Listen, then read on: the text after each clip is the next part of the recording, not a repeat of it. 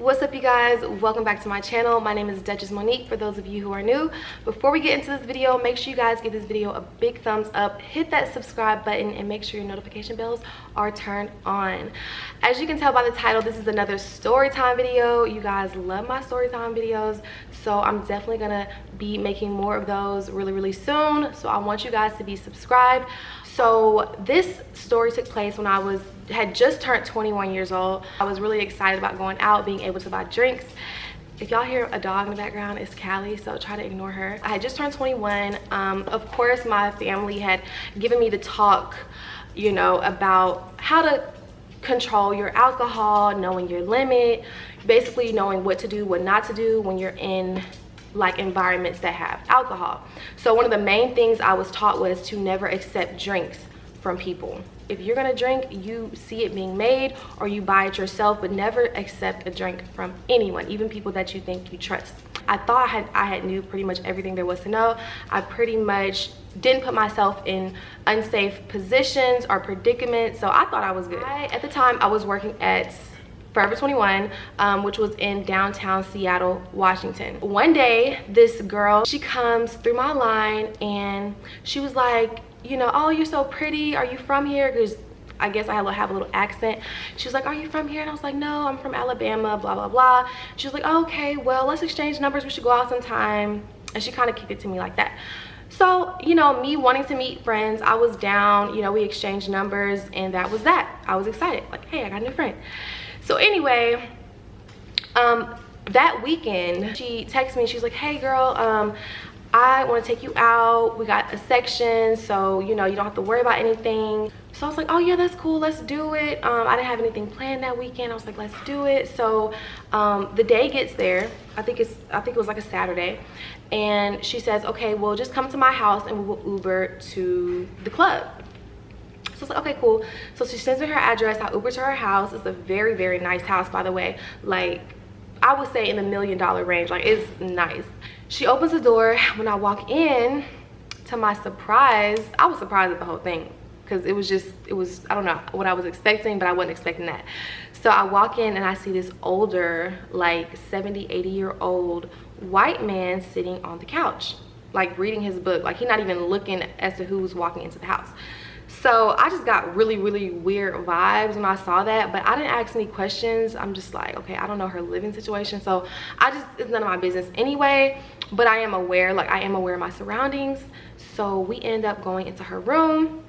So she probably notices my face and she's like, oh, a lot of people that come in here asking about my living situation and who he is, but honestly, it's just none of their business. Like, why are people so nosy? So before I even said anything, she kind of made me feel uncomfortable to ask. I wasn't gonna ask anyway, but she pretty much basically said, don't ask. Like, I don't want to give away any information. So I could care less about that. I just thought it was weird. But yeah, she was staying with this, it was his house, so yeah, she was staying with him. But anyway, we call our Uber to go to the club. Well, she calls the Uber to go to the club. We split the fare, and as we get to the club, we get in and she says, follow me, we're going to a VIP section. So I'm thinking, what? Okay, you know, that's how I would want to do it anyway. So when we get there, she's off the rip telling me, just so you know, it's some NFL players in here. It was some Seattle Seahawks, because we were in Seattle, Washington. She was like, yeah, it's some Seattle Seahawks in here. It was like 3 of them in the section. So I was like, okay, you know, cool, I guess. And as the night progressed, she was like, one of them wants to talk to you. I will never be the type to go up to a guy for nothing. Like, no, if you want to talk to me, you can come to me. So anyway, the night's going on, and we're getting bottle service. So one of the bottle girls comes over to the table and she starts pouring shots for everybody.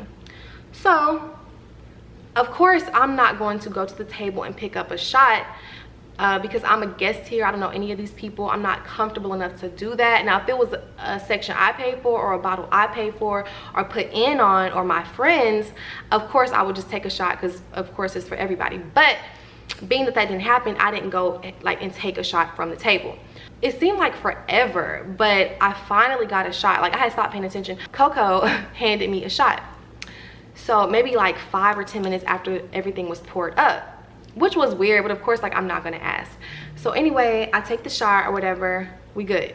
Now 1-2 shots are not going to do anything for me. They might get me buzzed, so I might get a little like tipsy, but it's not going to affect me hardly at all. Okay, 2 shots, but I had 1 at this point. So I was like, okay, I kind of want something else, you know, I want something else. So I go to the bar, I get a little mixed drink. So now we're on drink 2. I go back to the section, and this is like 10 or 15 minutes later. I'm sipping on my drink, and I notice I start to feel really weird.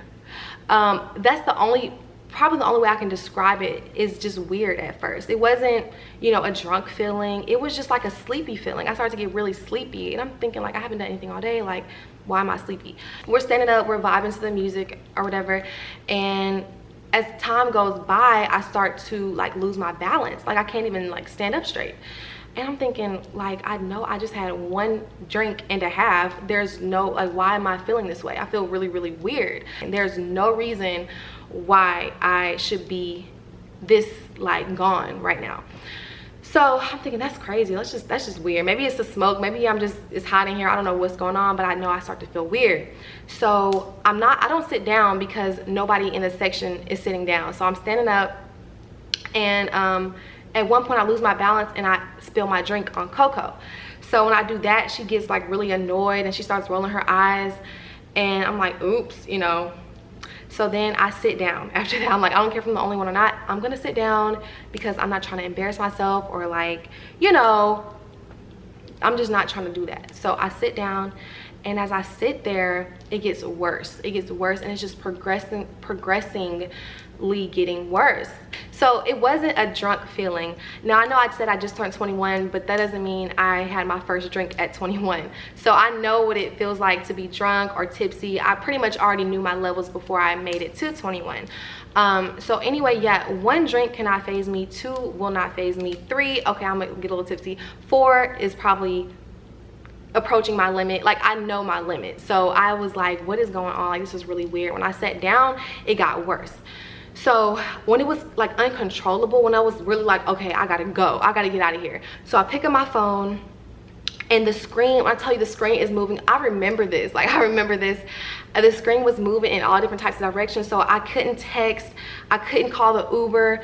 I was like, dang, what am I'm like, I am so messed up, what am I gonna do? And I'm telling her this whole time, like, I don't feel good, like I need some air.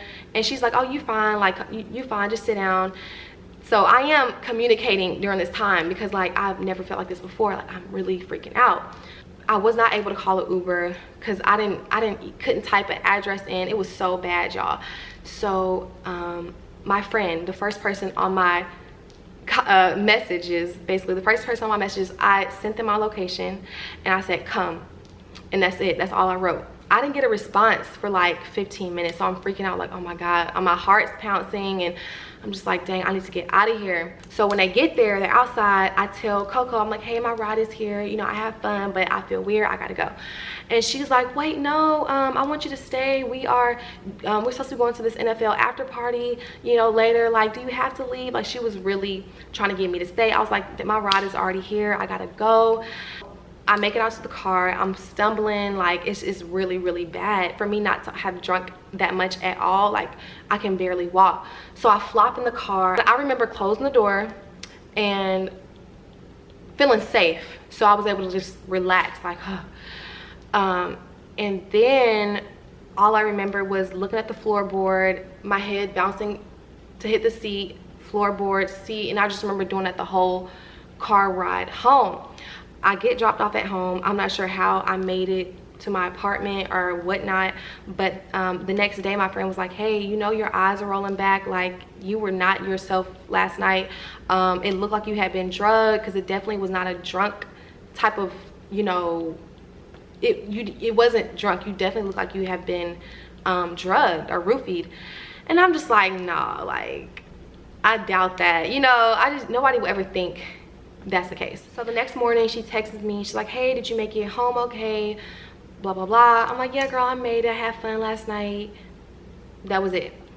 A week or 2 later, I'm not for sure, but a week or 2 later, she writes me again. She's like, hey girl, I'm going out with a few friends. I wanted to know if you wanted to come with me. And at first I said no, because I don't really get out like that. I don't really party like that. I eventually said yes, like I would go out. So yeah, so this time we meet there. So I text her, hey, I'm here. She meets me at the door. We're kind of making our grand entrance. So she's walking ahead of me to our section, and she's like, hey, like really turning up. I'm thinking, oh, we're gonna have fun. We lit, like we're gonna have a good time. So anyway, we get to the section, and as soon as I get into the section, I'm like, wait, what? When I walked into the section on the left, it was 2 rows, and it was like 4 girls on each row. It's like sitting really close together, like 1, 2, 3, 4, 1, 2, 3, 4. Like they were a pack. So I thought that's kind of weird. Like, why is it a block of girls right here? I mean, there's plenty of seating, plenty of space. That was weird. So I was like, okay, maybe this is just a Seattle thing. I don't know, like it just seemed really groupie-ish to me. But come to find out, we were in another NFL VIP section. I guess she had the hookup. I guess she knew people. I don't know. The same thing happens with the bottle girl bringing us shots. Of course, I'm not gonna walk up. I don't feel comfortable enough to just take a shot off the table. I'll wait till one is handed to me, which I do not recommend. If y'all don't take anything from this video, do not let anybody hand you a drink and you actually drink it. Just don't do it. It's so much that could happen that you don't want to put yourself in that position. So if shots are being passed out and you want one, you go get one. Normally, if somebody is buying shots and they're on the table, they're for anybody to grab. Next time if I'm in that situation, I would just go ahead and grab me a shot. I'm not gonna wait till one is handed to me. So yeah, like last time, she hands me a shot. It's kind of routine now, because she knows these people. I don't know these people. So hands me a shot, I take the shot or whatever, I'm good. Maybe 30-45 minutes go by. You know, I don't buy any drinks that night because it's like I'm already feeling the shot. Like, oh my God, 1 shot, there's no way I'm feeling this already. Same feeling that I had last time. And I know what alcohol does to you, and this is just not normal for me. So I was like, I'm gonna go to the bathroom, I'll be right back. So she's like, no, I'll go with you. And so at this point, the section is more crowded, so my hands are full. She takes the stuff out of my hand, puts it on the on the booth. She takes stuff out of my hand, puts it on the booth. I had my keys, wallet, and phone. And puts it on the booth next to her purse. So I was like, oh, thank you, you know, but I end up picking my phone back up because I'm not gonna leave my phone here. So yeah, I leave my wallet and my keys. They're actually connected together by her purse. I'm thinking, oh, it's safe. She's leaving her purse here. She knows these people. So yeah, I take my phone with me. We go to the bathroom, and I'm done before her. I'm waiting on her. It's taking her forever. I'm like, dang, what is taking her so long? So anyway, we finally make it back to the section. I get to the section, and you know, I walk in the section, and the group of girls are looking really suspicious, like super weird. And it was majority of them, so it was like 8 girls. It seemed like it was more than that, but they all had like a funny, like weird look on their face. So I'm just like, okay, maybe this is just Seattle. Y'all know Seattle is kind of weird in itself. Weird energy, so different from the South. So I'm just like, okay, whatever. So I go back to the spot that I was sitting down, and I don't see my wallet or my keys attached to my wallet. I don't see it at all. So I'm like, what? Like, where did my keys go? Like, literally they were just right here. But at that time, I was still feeling very woozy, dizzy, not really there all the way. So I leaned over and asked one of the girls in that group, I said, hey, did you see some keys sitting here? And she's like, I haven't seen them. So she starts kind of looking, you know, by her. So I look at the other girls, and they're looking at me like a freaking ghost, like they see a ghost. And I'm just like, what? Like, why are they looking at me like that? Like, I'm just asking for my keys. Like, why? It was several of them looking at me like just spooked out. It was so weird. So that's how I can describe this whole thing, weird. So anyway, she's helping me look for them. I'm looking for them. The more I move, the more dizzy I get. And the girl I'm with, Coco, she starts to get annoyed at the fact that I can't find my keys. Like, she's literally getting frustrated with me. Just like before when I spilled the drink on her, okay, I would get frustrated too, but it's a certain way you handle your friends or somebody you go out with. Like, you don't, you know, even if you feel like having an attitude, some things you just don't do because it's common courtesy, and it's like you don't want to, you know, embarrass your friend. I'm sure she didn't mean to spill the drink on you. Like, you know, why? is not necessary. Like, all this little attitude is not necessary. So when she did it again, the second, because I excused it the first night, I was like, you know what, we all respond to things differently. If my friend accidentally spilled a drink on me, and it wasn't a whole lot, it was like a little bit on her pants leg, it wasn't like I just drenched her in alcohol. It was literally a little bit. You know, she had a little attitude about that, but I kind of dismissed that like it was an accident, oops. But the second time we went out and the same like attitude happened again when I couldn't find my keys, she had the same attitude, and in my mind I was like, okay, I am never going out with you again, because she was literally acting like oh my god, you lost your keys. Meanwhile, she was behind, allegedly she was behind the whole thing. So Coco, with her little attitude, is trying to help me look for them, and we're looking for the keys for probably 5 or 10 minutes. I'm just like, oh my god, where are my freaking wallet and my keys? So suddenly they just appear on the table, right? Like, there's a little table in the middle of the section. Boom, keys are right there. So she was like, are these it? I was like, oh my gosh, yes, thank you. You know, you found my keys, blah, blah, blah. So I found my keys. Well, no, they appeared. My keys appeared. And by this time, I'm really like feeling the same dizzy kind of way. I cannot walk straight. I cannot keep my balance. I was like, I'm gonna go outside and get some air, but I'll be right back. She's like, oh, I'll go with you. I'm like, no. I'm gonna go, I'll be right back. Like, just, you know, hang out, I'll be right back. So y'all, it's like when I stepped out of that door and that air hit me, that feeling got like 20 times worse. This is not the crazy part, y'all. The crazy part is coming up.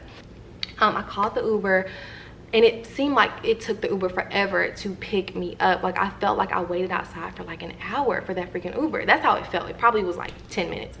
So as I'm waiting for the Uber, I leave the gate of the club, and the girl, Coco, she comes back outside and she's like, hey, are you leaving? I was like, yeah, girl, I gotta go. I don't feel good at all. And she, like last time, you know, she was pretty much begging me to stay. Well, this time she was like, okay, girl, we'll get home safe. You know, let me know when you make it. You just kind of like rushing me off, pushing me off. Okay, you know, y'all have fun. I just had to get up out of there because I was literally just so thrown off one shot, y'all. I didn't buy drinks that entire night. I had one drink, one shot. My Uber finally comes, y'all. When I get into the Uber, I want to cry because I didn't think I was gonna make it that far. I thought I might be laid out here in the street. I feel like I'm gonna pass out. It was so hard for me to stay awake. I just didn't think I was gonna make it that far. So I get in the Uber, I literally start crying because I did not think I was gonna make it. Like, I'm crying, not loudly, but like tears are rolling down my face because I'm so thankful that I made it out of there, because literally I didn't know where I was gonna end up in that situation. I just didn't know if I was gonna pass out on the street. I was literally fighting to keep my eyes open, fighting to stand up. So to finally be in a safe position, it was just relief for me. So I started crying, I started thanking God, and I get to my apartment. When I go through that apartment, I really break down. Like, I made it here. So again, I'm crying, I'm just thanking God, like, oh my gosh, thank you, thank you, thank you. I didn't think I was gonna make it. I get upstairs and I pass out. The next day, I happen to log on to my online banking account, and I look at my account and I notice $2,500 gone, deducted from my account. So I'm thinking, what? Like, this has to be some mistake. Somebody has stolen my information. Like, this has to be a mistake. So I call my bank immediately, like, hey, I just looked at my account and it says I made a transaction for $2,500. It was $2,500 and some change. And they were like, yes, this was made last night at club so-and-so. I'm just like, wow, like, it wasn't me. I didn't buy anything that night. I didn't buy drinks, food. I did not pay to get in. My card was not, I didn't use my card last night. So somebody, it was all kind of piecing together. So I dispute the payment and I call the club. And I'm like, hey, I got a transaction on my card for $2,500 from you all. You all charged my card for $2,500. And they were like, okay, come to the club now. Like, you need to come here now. Let's figure this out. So I come to the club and the owner's there. It's daytime, by the way. The owner walks up and I'm basically explaining to him the situation and how I was there last night, but I did not make any charges.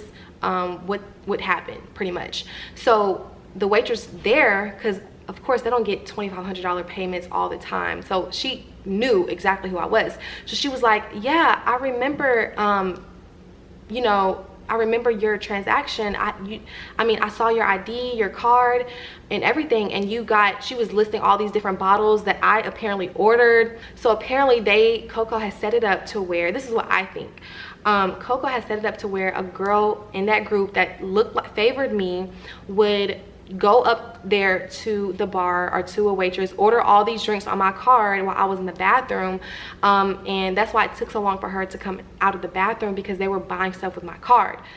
Okay, so the waitress that actually remembers looking at my ID and like swiping my card, she was like, yeah, I remember that transaction, but you weren't her. Like, you weren't the girl that gave me the card.